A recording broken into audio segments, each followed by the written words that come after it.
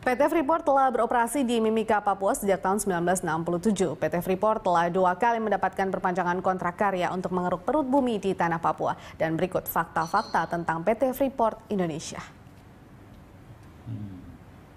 Pemegang saham terbesar Freeport Indonesia, yakni perusahaan induknya PT Freeport McMoran Copper and Gold. Sementara saham pemerintah Indonesia hanya 9,36%.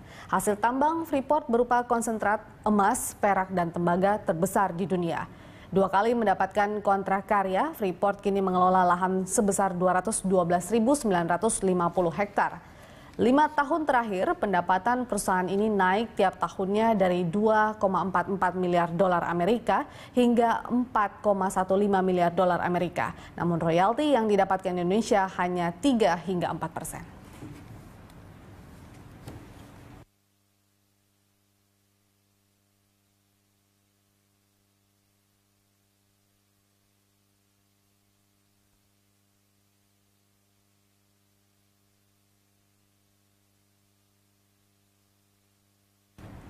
Ya, dan saya kembali melanjutkan perbincangan. Sekali lagi kami mengajak Anda juga pemirsa untuk bisa berinteraktif bersama kami di perbincangan kali ini. Baik, Pak Saidi, tapi kita ingin memastikan sebenarnya dari hasil pertemuan Presiden sendiri dan juga pihak dari Freeport sendiri, apa kemudian poin, memang ini lagi proses untuk negosiasi, apa-apa saja kemudian yang dinegosiasi oleh pemerintah kita, apa yang diinginkan atau bergen seperti apa yang diharapkan pemerintah Indonesia kepada Freeport. Salah satunya mungkin tadi itu perolehan royalti sendiri, apakah itu juga sudah sempat dibahasakan akan naik ke level berapa misalnya Pak dari 3 hingga 4% itu?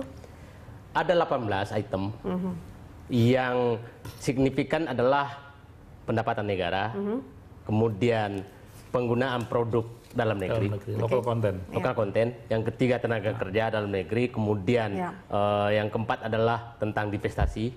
Sudah tadi saya dengar surat dari mereka sudah masuk untuk melepaskan lagi 10, sekian dan tahun 2019 akan melepaskan lagi 10%. Nah, kalau pendapatan negara begini, royalti itu bagian dari pendapatan negara karena ada pajak, ada lain-lain. Yang kita hitung adalah total pendapatan negara. Apakah meningkat dan pendapatan daerah.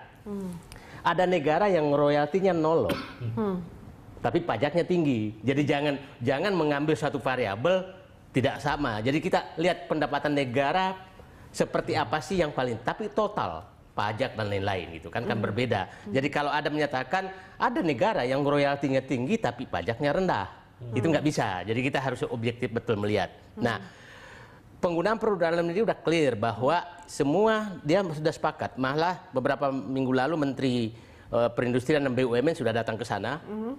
Itu batu bara dari mana sih, BBM dari mana sih, kemudian bahan peledak dari mana sih. Kalau bisa BUMN semua, itu udah kita tuntut.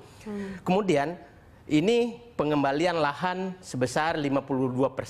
Ini susah kalau saya ngomong, nanti sangkanya saya jubir Freeport. Padahal saya ingin, kalau memang ini ada kesepakatan ini adalah hasil yang kita ini kan, kita hasil yang kita peroleh dari negosiasi yang agak panjang menuju perubahan menjadi UPK, belum perpanjangan kontrak. Baik, nah, Pak, ini kan kita tahu bahwa Freeport selama ini, tadi kita juga sudah sempat menyinggung, Anda juga sudah sempat mengatakan bahwa Freeport selama ini atau perusahaan asing sudah selama ini diberikan keleluasaan untuk melakukan apa yang mereka inginkan sesuai dengan yang mereka harapkan. Tapi kan setelah Pak Satya juga sudah sempat mengatakan bahwa sekarang ini atau saat sekarang ini sudah tidak seperti itu lagi. Jadi ada hal-hal yang mereka harus menyesuaikan. Seberapa alot kemudian dengan pemerintah? Saya sih mengalami asal begini. Ini kelihatannya mereka butuh trust juga. Dia berpikir juga apakah perunding-perunding ini masih seperti dulu? Masih dulu tuh lain diucapkan, lain yang diinginkan, ya kan? Maksudnya ada kepentingan yang menumpang. Lama, itu hampir mungkin 3 bulan. Pak Dirman Said meyakinkan dia baru percaya orang ini tidak ada kepentingan lain kecuali memang berunding untuk negara. Ini kan yang paling bahaya lah, berunding atas nama negara tapi bukan untuk negara. Nah, itu juga Freeport sudah terbiasa menghadapi. Nah, dia terbiasa dan dia kemukakan ke kita apa yang terjadi sebelumnya. Dan kita, Pak Dirman menyatakan, lupakan itu semua, tidak ada lagi seperti itu. Itu Pak Dirman Said menyatakan.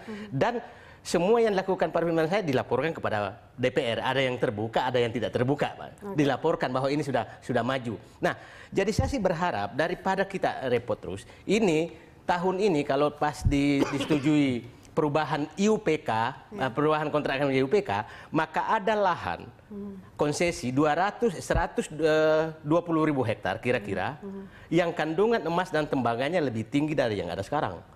Itulah yang punya uang. Kau perebutkan, jangan memperebutkan yang sudah. Nah, ada lagi saham nih bulan Oktober ini bulan ini dilepaskan 10,43%. Siapa yang punya uang? Belilah. Jadi maksudnya, mari kita perbaiki Freeport agar sesuai dengan ketentuan perundangan, sesuai dengan kebutuhan untuk rakyat semua, agar transparan, tidak lagi benalu-benalu yang ada di dalam. Kemudian kita undang investor masuk lagi di Freeport kedua. Freeport kedua itu yang 112.000 hektar. Nah, kita undang juga yang punya uang masuk pemilik saham Freeport. Itu jauh lebih berguna daripada saling menyalahkan yang menurut saya non substansi. Nah perlu ini kan, saya sebagai birokrat lama, Mbak, saya baru kali ini menemukan pertentangan kabinet yang agak menarik gitu loh. Agak menarik pertentangannya. Jadi dan menurut saya pendidikan politik yang sangat jelek bagi rakyat. Saya ke Pak Satya dulu, Pak. Tapi kan kemudian kita bertanya ke depannya komitmen Freeport akan seperti apa? Artinya adakah kemudian aturan yang bisa menjaga bahwa Freeport ini akan melaksanakan komitmen mereka yang sudah mereka sepakati dengan pemerintah, dan kalau tidak apa konsekuensi buat mereka? Kan begini ya. Di sinilah letaknya kedaulatan negara ada di atas. Maka kenapa esensi daripada Undang-Undang Minerba itu merubah dari kontrak menjadi izin. Nah, ya kalau izin itu kan kita bisa berikan, bisa kita cabut. Kalau kontrak itu lain resikonya, karena itu persetujuan di antara dua pihak. Nah, kalau posisi negara sudah di atas, kan otomatis semua agreement seperti itu, perjanjian-perjanjian harus dilaksanakan.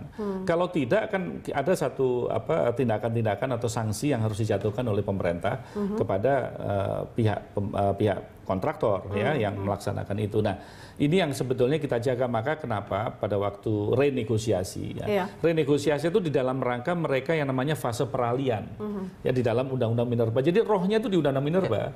Ya, pada waktu perusahaan tidak bisa melaksanakan smelter, itu kita kasih tahu Anda melanggar undang-undang.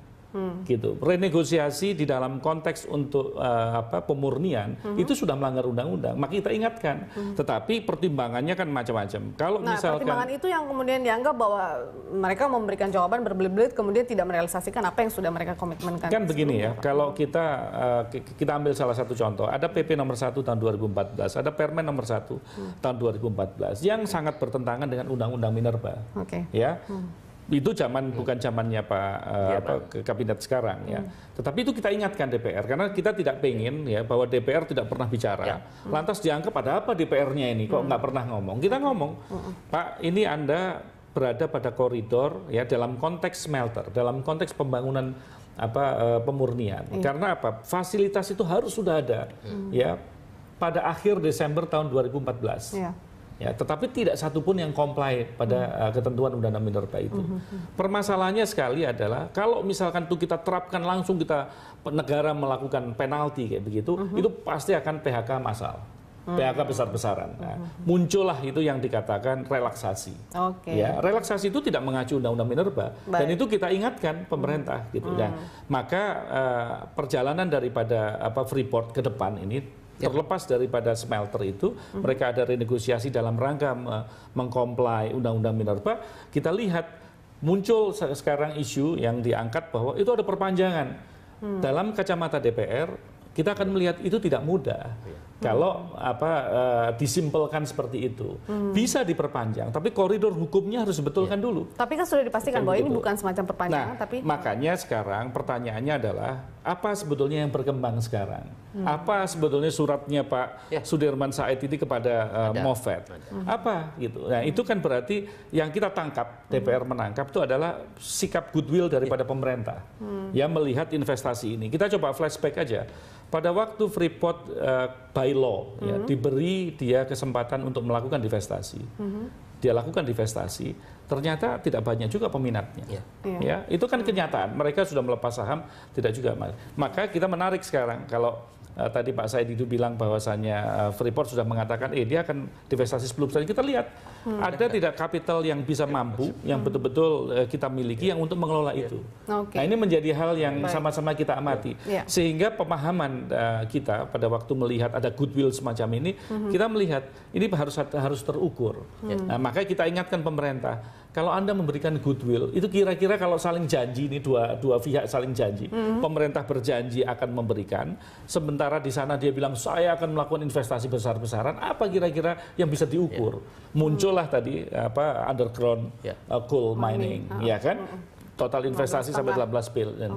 Lantas smelter itu akan dibangun dengan 3, sekian billion US dollar. Nah, kita tinggal tagih aja.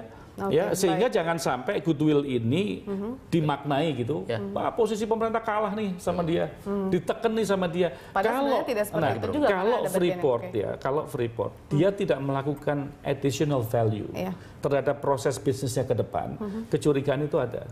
Maka kita di dalam merevisi undang-undang minerba itu, termasuk nanti ada undang-undang migas, bagi lapangan-lapangan yang tua yang harusnya bisa dikelola oleh bangsa Indonesia, tetapi itu kita berikan orang asing, misalkan kita berikan investor yang lebih handal, itu tentunya tidak dengan tangan kosong. Dia harus punya teknologi yang tidak dimiliki lokal.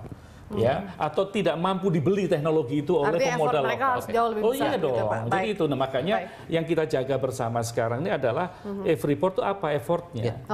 Jangan sampai kita merasa kita akan ditipu gitu kira-kira. Nah itu yang kita itu juga yang dikhawatirkan masyarakat mungkin sebenarnya. Kita terima telepon dulu, ada Pak Akmal. Halo Pak Akmal. Iya, halo ya. Pak Akmal di mana Pak? Assalamualaikum. Pak Akmal, waalaikumsalam di Ternate. Silakan Pak Akmal. Iya, jadi saya melihat memang kalau persoalan tambang ini pemerintah terlalu takut kepada pihak investasi asing atau pihak-pihak ini, sehingga dalam rancangan undang-undang memang tidak, negara itu sangat dirugikan. Dari segi apa Pak misalnya? Ya misalnya Freeport, terus lagi ada di Maluku Utara ada Newcrest punya NHM, Mas juga.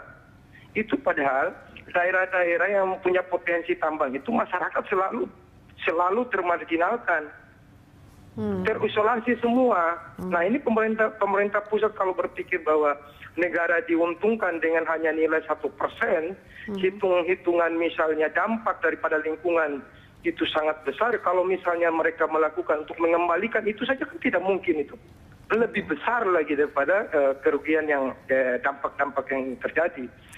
Sehingga kalau tadi misalnya ada Bapak Said mengatakan bahwa yang namanya tambang emas atau nikel tidak memakai merkuri, itu bohong. Itu hanya melindungi pihak investor. Karena itu terbukti juga di Newcrest di Maluku Utara juga sama, itu NHM. Itu mereka memakai. Baik Pak Akmal, kita akan mendengarkan bagaimana jawaban dari narasumber kita. Terima kasih Pak Akmal sudah berpartisipasi bersama kami. Kita akan mendengarkan bagaimana tanggapan Pak Said Didu, Pak Satya juga di segmen berikutnya. Pemirsa tetaplah bersama kami di Prime Time Talk.